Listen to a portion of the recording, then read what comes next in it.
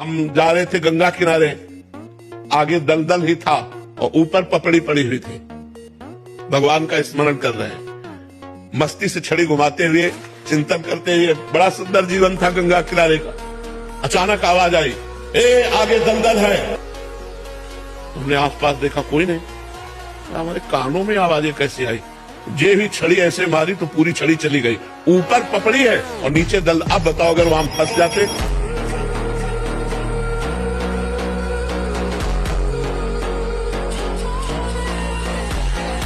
हमारा उद्देश्य भगवत प्राप्ति का है। जो भगवत संबंध से भगवत प्राप्ति करना चाहता है उसके लिए दरबार खुला है, फ्री है।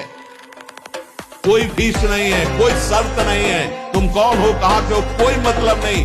आपका केवल संबंध भगवान के संबंध से वार्ता होगी तो यहां हो सकती है। इसलिए सावधानी होकर हमारे समय को निरर्थक ना किया जाए। बहुत कीमती समय, जब प्रश्न होता है तो फिर उस पर चर्चा करनी ही होती है। हमें सिर्फ भगवान का आदेश है, कथयन्तश्च माम नित्यम तुष्यन्ति च रमन्ति च। उसी में संतोष करना, उसी में रमण करना है। हमारा भरण पोषण सिर्फ प्रियाजू से होता है, किसी व्यक्ति से नहीं होता है। महाराज जी, संसार में रिश्ते ज्यादा महत्वपूर्ण है या पैसा? क्योंकि समाज में पैसों के लिए न पैसा महत्वपूर्ण, न रिश्ता महत्वपूर्ण। संसार में महत्वपूर्ण भगवान का भजन। रिश्ता भी मरेगा, पैसा भी छूटेगा, दोनों महत्वपूर्ण है क्या? न रिश्ता टिकाऊ है और न पैसा टिकाऊ है। बड़े बड़े सिद्ध महापुरुष भगवान शिव की आराधना करते, बड़े बड़े सिद्ध महापुरुष भगवती अम्बा की आराधना करते। ये कौन सा ज्ञान प्रकट हो जाता है जो भगवत स्वरूपों का अपमान होने लगता है? मुझे यही समझ में नहीं आता। गुरु रूप हनुमान चालीसा पढ़ो 100 और इसके बाद करो मनमानी आचरण, तो हनुमान जी महाराज कृपा नहीं करेंगे, क्योंकि हनुमान जी महाराज महाभागवत हैं। आप अच्छे आचरण करो और जय हनुमान जी की केवल बोल दो तो कृपा कर देंगे, जय सिया राम के बोल दो तो कृपा कर देंगे।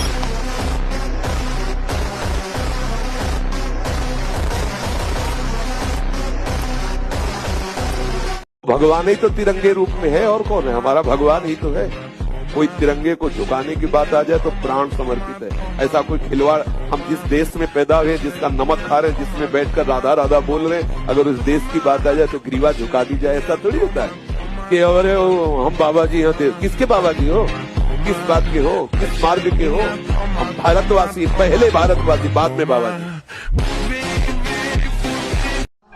कि काश हमारे पास ऐसी व्यवस्था होती तो हमारा भजन बन जाता। नहीं नहीं नहीं, आप जो अनुकूलता की मांग कर रहे हैं वो मन वासनाओं का जाल रच रहा है।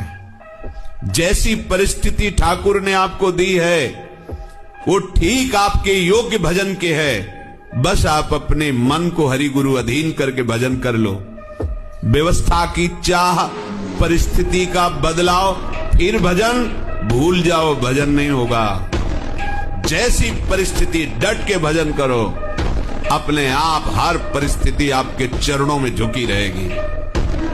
कि जब कोई ताकतवर व्यक्ति आपसे ईर्ष्या कर लगातार आपके जीवन में कोई ना कोई कठिनाई पैदा करे, आप तो सबसे बड़े ताकतवर की शरण में हो जाना चाहिए। सबसे बड़े ताकतवर कौन है? भगवान। उनसे बड़ा कोई ताकतवर ने मिट्टी में मिला दिया, फाड़ के फेंक दिया हिरण्यकश्यप को। इतना बड़ा ताकतवर, त्रिभुवन में बड़े बड़े देवताओं को ऐसे खिलौनों की तरह बंदी बना लेने वाला हिरण्यकश्यप, भगवान ने ऐसे फाड़ के फेंक दिया। वो नरसिंह रूप धारण करके फाड़ के फेंक दिया, काट के फेंक दिया 21 बार दुष्ट क्षत्रियों को। भगवान परशुराम भूमंडल के 21 बार संपूर्ण राक्षसी वृत्ति वाले क्षत्रियों को काट के फेंक दिया। रावण के खोपड़ियों के फुटबॉल खेलते थे बंदर। सबसे बड़े शक्तिशाली की शरण में हो जाओ। बहुत बेईमान है ये मन, सदैव हमको गिराने की ही कोशिश की, कभी उठाने की नहीं की। इसको जब देखा है तो ये हमारे नाश का ही कारण बना है, हमारे पतन का ही कारण बना है। हमें गिराने की कोशिश की है। गुरु प्रदत्त विवेक के द्वारा इसको जब पकड़ पाए, समझ पाए, ओहो इसकी तो चाल ही है। जरा सा भी अगर हमें कहीं भी भागवती का आनंद मिलता है, उसी आनंद में हम थोड़ा सा ढील करते हैं और ढील पाते ही हमें वही विषय में गिरा देता है जहां हम फिर बैठे चलते रहे। एक क्षण के विषय संयोग को कई कल्पों तक नरक पहुंचाने की रचना रच देता है।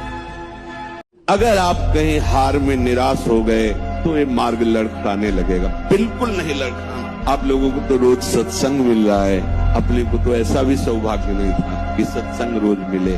कम से कम सत्संग में हमें वो शब्द मिल जाते हैं जिनसे हम पुनः हृदय को उत्साहित करके इस मार्ग में चला पाते हैं। इसलिए बहुत मंगलमय मार्ग है, पर बहुत कठिन मार्ग है। कठिन इसलिए है कि हमारा अभ्यास विषय मार्ग में चलने का है, और ये बिल्कुल उसके उल्टा मार्ग है। अब कभी न कभी कोई न कोई ऐसी आक्रमण वृत्ति माया की होगी जहां हम हार सकते हैं, तो हमें कभी निराश नहीं होना, ये हृदय में बैठा लीजिए। मस्त जीवन, एकदम तुम अविनाशी के बच्चे हो। शेर का बच्चा भेड़ों के बीच में फंसकर म्यों म्यों बोल रहा है, बस अगर दहाड़ना सीख जाए तो कोई भी उसे परास्त नहीं कर सकता। ऐसे भगवद अंश, तू प्रपंच में फंसकर अपने को इतना दीन क्यों देख रहा है? तू ऐसा है कि भगवान के दिव्यास्त्र में भी ताकत नहीं तेरे को मार सके। तू अविनाशी का अविनाशी बच्चा है। विनाशी भोगों को, विनाशी शरीर को मैं मान के इतना भयभीत, इतना दुख, ठीक नहीं। सत्संग की बात पकड़ लो, नहीं तो बहुत विचित्र खेल है अंदर का। ध्यान रखना, आप बड़े भाग्यशाली हो जो आपको सत्संग मिल रहा है, आप समझ पा ले और मन से लड़ पाओ गुरु कृपा से, तो जीत जाओगे आप। एक बात पकड़नी हम कलयुगी साधकों को, हर स्थिति में प्रभु आपको नहीं छोड़ने वाले, बस ये बात हमारे दिमाग में बैठ गई। हर स्थिति में अपवित्र पवित्रो वा, भाई ये बात बैठा लो, सबसे हाथ जोड़ के कह रहे हैं, आपके कल्याण के लिए कह रहे हैं। कैसी भी स्थिति हो, राधा राधा राधा राधा, जीत जाओगे, जीत जाओगे। संयम, नियम, व्रत, नाना प्रकार के तीर्थयाटन, समुदाय साधन के ऐसे ऐसे अपराध हैं, एक क्षण में सबको भस्म कर देंगे। लेकिन नाम एक अविनाशी ऐसा है, किसी की भी ताकत नहीं कि इस नाम को भस्म कर सके। साधकों के हृदय में उठता है कि भगवान ऐसा क्यों करते हैं, भगवान ऐसा क्यों करते हैं? भैया एक कंकड़ उठाओ और शीशे पे ऐसे मारो, पूरा ढेर हो जाएगा। और गोली मारने पर भी ढेर नहीं होता। वही शीशा है जिसको गरम ठंडा करते करते बुलेट प्रूफ बना दिया। नहीं बना दिया? गोली मारो तो नहीं लगता, शीशा ही तो होता है। भगवान अपने भक्तों को बुलेट प्रूफ, ये काम क्रोध लोभ मोह मद मत्सर कुछ न बिगाड़ पाए। अरे बोले भगवान का दास, कितनी निंदा, कितना अपमान, कितनी प्रतिकूल, लेकिन विचलित नहीं हुआ। ये अपने मार्ग में दृढ़ रहा, तभी तो हम उनके चरित्र पढ़ते हो, जय जयकार भगवान बना।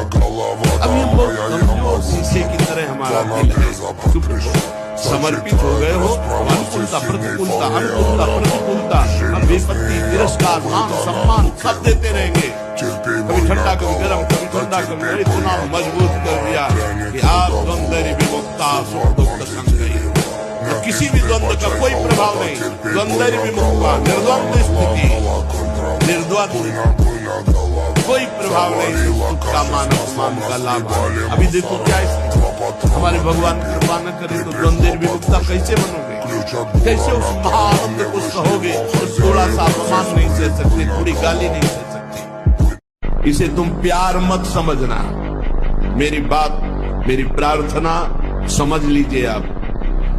पूरा का पूरा जीवन हो जाता है, हाथ कुछ नहीं लगने देती। ये प्रचंड माया भगवान की है।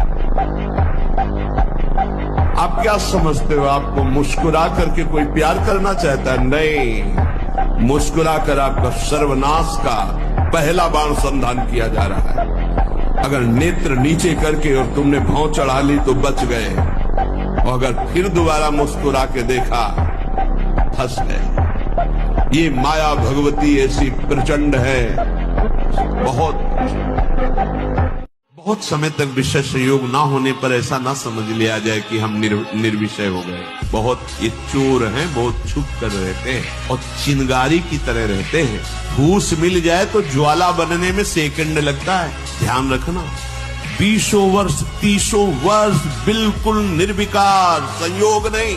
लगता है कि अब हमें कौन परास्त कर सकता है। चिंगारी है, फूस मिला, ज्वाला बन जाएगी और संयोग बना तो समुद्रवत डूब जाओगे, निकलना मुश्किल हो जाएगा। जब आप गंदे कार्य कर रहे होते, शास्त्र विरुद्ध कार्य कर रहे होते, तो आपका मन पूरे सपोर्ट में होता है। कभी वो आपको ऐसा नहीं कि गंदा कार्य कर रहे हैं दूसरा चिंतन करवा दे। ध्यान देना, जब आप विषय सेवन कर रहे होते, गंदे कार्य कर रहे होते, गंदे दृश्य देख रहे होते, गंदी बातें सोच रहे होते, तब आपको कहीं भी मन विक्षेप नहीं पहुंचाएगा। क्यों? कि वो समय अधीन करके पूरी की पूरी कैसेट लोड कर रहा है अपने अंदर, पूरा का पूरा माल समेट रहा है, कुप्रवृत्तियां अंदर भर रहा है। और जो भजन में बैठे, अब वो सब बमन कर रहा है, निकाल रहा है। जो अब निकाल रहा है तब परेशानी महसूस होती है। ये अनंत जन्मों के कुसंस्कार भरे हुए हैं। जब आप पवित्रता से चलोगे ना, तो ज्यादा लड़ाई नहीं करनी पड़ती मन से, वो अपने आप ठीक हो जाता है। और जब आप अपवित्र अधर्म युक्त होकर भोगोगे भोगों को, तो कभी नहीं हट पाओगे। रोज का रोज आसक्ति बढ़ती चली जाएगी। फिर एक दिन ऐसा आएगा कि आप भोगने लायक नहीं रह जाएंगे, लेकिन बैठे बैठे जलोगे। कल्पना केवल भोगों की होगी और जलोगे बैठ करके। सबके अंदर कामना होती है, सबसे त्रुटि हो सकती है, सब फिसल सकते हैं। भगवती माया भगवान श्री हरि की है। तो हम भगवान का आश्रय लेकर, भगवान नाम का बल हृदय में धारण करके, शास्त्र स्वाध्याय से पवित्र हुई बुद्धि के द्वारा निश्चय करके हम चल सकते हैं, क्योंकि हम भगवान के अंश हैं। मन के कहने में कभी अपने आप को मत फंसाओ। जब तक ये प्रभु की तरफ आपको प्रेरित ना करे, तब तक इसको अपना दुश्मन मानकर इसका विरोध ही करते रहिएगा। मन का जैसे अपने दुश्मन के प्रत्येक कार्य पर निगरानी करने वाला दुश्मन के प्रहार से बच जाता है, क्योंकि हर क्षण वो सावधान रहता है, वैसे ही जो उपासक मन पर नजर रखकर इसे दुश्मन के भाव से देखता है, वो सावधान रहता है और मन के प्रहार से बच जाता है। जहां कहीं ये उल्टा आपको ले जाने के लिए करे, बस इसकी सुनना नहीं, बिल्कुल इसके विरोध में हो जाना। ये बड़ा बलवान है पर तुमसे बड़ा नहीं। कदम बढ़ाओ, पीछे मत लौटो, इधर उधर किसी को मत ताको कि तुम्हारा कोई सहयोग करेगा। अगर किसी को सहयोगी माना तो निराश ही कर देगा। अब तो नहीं हो पाएगा, क्योंकि 10 वर्ष हो गए, इसके बाद भी वही। अब नहीं, आखिरी श्वास भी हमारी यही प्रयास करेगी कि हम अपने प्रभु के अनुकूल चल करके उनको रिझा लें। जिसकी शुरुआत विष जैसी लगे, उसका परिणाम अमृत जैसा होता है। जैसे प्रातःकालीन ब्रह्म मुहूर्त में उठना, स्नान करके भगवत आराधन के लिए नाम जप, सत्संग, कीर्तन आदि, ये विष जैसा लगता है। और 8, 9, 10 बजे तक सोना, ये अमृत जैसा लगता है। तो यद तक अमृतोपमम परिणामे विष्णु, जिसकी शुरुआत अमृत जैसी लगे, भोग दृष्टि रखना, पाप दृष्टि रखना, मनमानी आचरण करना, ये अमृत जैसा लगता है, लेकिन इसका परिणाम बड़ा भयंकर दुखदायी होगा। और संयम में रहना, मन को रोकना, इंद्रियों को गलत विषयों के भोग में न जाने देना और नाम जप करना, ये विष जैसा लगता है, लेकिन परिणाम में अमृत मिलेगा। परिणाम में अमृतोपमम नहिता परमो लाभो देहिनाम भ्राम्यताम ही। इस संसार में भ्रमित लोगों को परम लाभ प्रदान करने वाला ये नाम है। नाम। राधे राधे महाराज जी, आपके चरणों में सादर प्रणाम। महाराज जी, छूट रहा है अपना घर कागज के नोट कमाने के लिए और बीत रही है जिंदगी जिम्मेदारियां निभाने के लिए। तो कविता लिख करके छपवा लो, उसमें तुम्हारा नाम आ जाएगा कि बहुत बढ़िया कविता है। ये ज्ञान बघाड़ने से बात भैया नहीं बनेगी, ये छाती में रखने से बात बनेगी ना। ज्ञान तो अभी किसी से आप माइक दे करके पूछ लो, हमारा कल्याण कैसे होगा, 1 मिनट में उत्तर दे देगा भारतवासी है। जैसी परिस्थिति तुम्हारी है, प्रभु तुम्हारे योग्य रचकर भेजा, निकलो उससे न राग करो न द्वेष करो। वो तुम्हें उठाने के लिए परिस्थिति रची गई है प्रभु के द्वारा। यथा लाभ, जैसे प्रभु ने आपकी व्यवस्था की, ठीक आपके लायक है। आप उसमें न राग करो और न द्वेष करो, निकलो, उससे ऊपर निकलो।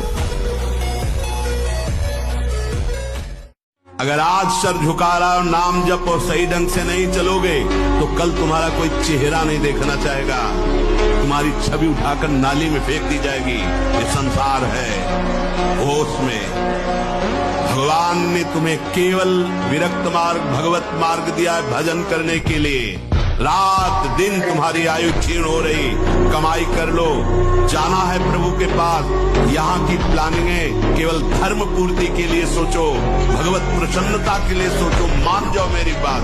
नहीं, बहुत बहुत इतिहास साक्षी है, बस प्लानिंगें ही चलती रहती, मन की मन में ही रह गई, कुछ कर नहीं पाए, और जो मन में रह गई वो आगे जन्म की विस्तार कर दिया। देखो, अगर उमंग छोड़ दें हम, तो अभी हम ऐसे हैं जैसे पुरानी बिल्डिंग की पूरी नींव गिर गई हो, पूरा मकान ढह जाए। अभी इसी समय हमारे शरीर में भयंकर पीड़ा है, कितने कष्ट तुम्हें गिनावे, लेकिन हम उत्साह के एकमात्र भगवान का बल और उत्साह, हम हारे नहीं हैं, अभी भी हम नहीं हारे।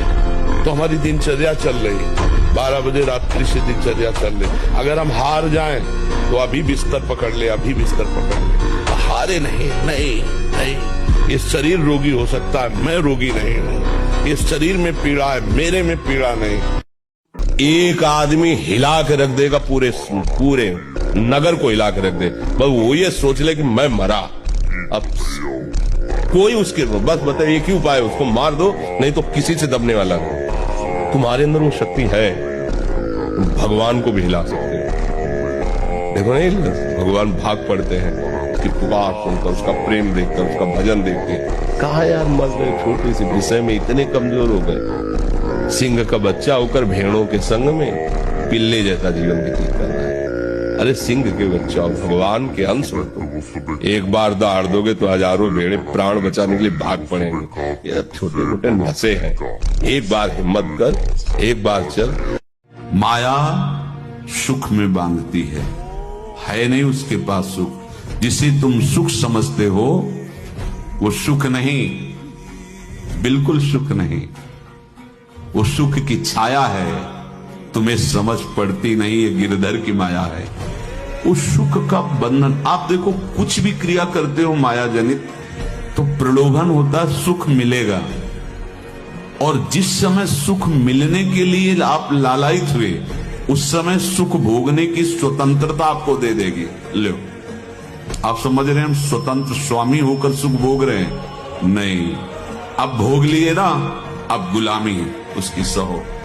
अब तुम्हें वैराग्य हो रहा कि मैं नहीं भोगूंगा, उसकी दृष्टि बदलेगी।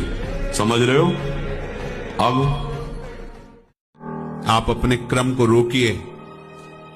एकांत आपका बहुत पवित्र होना चाहिए, ध्यान दीजिए। ऐसा मत समझो कि कोई डांट नहीं रहा, कोई देख रहे, सब देख रहे हैं, देखने वाले देख रहे हैं, पर वो इसलिए नहीं बोल रहे कि जब तक आप छोड़ने की चेष्टा नहीं करोगे चुप रहेंगे। भगवान देख रहे हो क्या बोल रहे हैं आपसे, वो बोल रहे हैं, मान रहे हो क्या?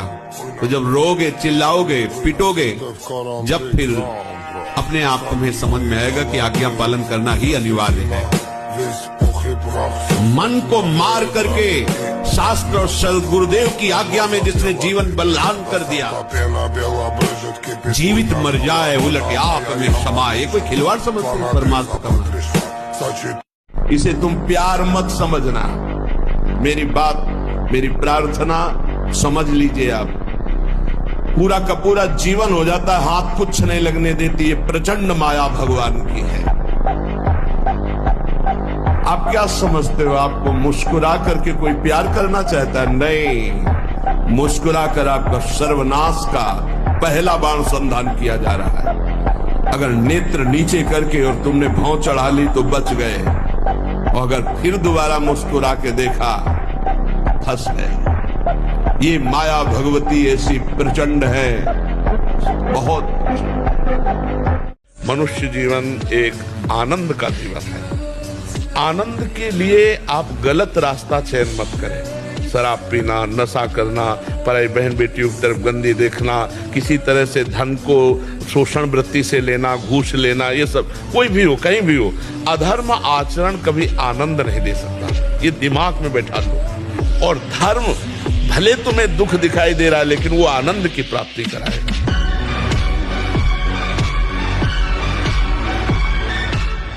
कभी गुरुजनों से कपट नहीं करना चाहिए। अगर हम मान लो उसमें लिख दिया कि 3 बजे उठो, तो आप 3 बजे उठ जाए। नहीं, 3 बजे उठे, 3:15 बजे फिर सो गए, गुरु आज्ञा है तुझे। एक बीच में हुआ गर्मी में कि कूलर बंद, 4 बजे कूलर बंद हो, पूरे कूलर 4 बजे बंद, सब साधकों को 4:15 बजे चालू। बोले बीच में बंद, गुरु आ गया 4 बजे बंद, 4:15 तो नहीं बोला था ना। इसमें थोड़ी सावधानी रखनी है जी। पता नहीं क्यों भटकन बनी हुई। हम एकांत में बैठकर साधन करें। कौन सा साधन करें? हम अपनी मन बुद्धि को नष्ट कर दें। तुम्हारी सामर्थ्य क्या है? तुम्हारी सामर्थ्य तुम मन बुद्धि पर शासन कर लो। 1 मिनट भी मन को नहीं रोक सकते, 1 मिनट। वृंदावन है, परम धाम है, वृंदावन को साक्षी करके हम 1 मिनट समय देते हैं। 1 मिनट, केवल 1 मिनट। तुम्हारी सामर्थ्य नहीं कि तुम 1 मिनट एकाग्र हो सको। ऐसी तुम में अध्यात्म शक्ति जागृत नहीं है। क्यों व्यर्थ का समय नष्ट करते हो? क्यों अपने आप को जो मिला है उसे खो रहे हो? हम देखते हैं एकदम भावुकता, बस अपने आप को पूरा समर्पित दिखाना, फिर धीरे धीरे मन को हटाकर प्रपंच में लगा लेना। यही माया का प्रबल आकर्षण होता है।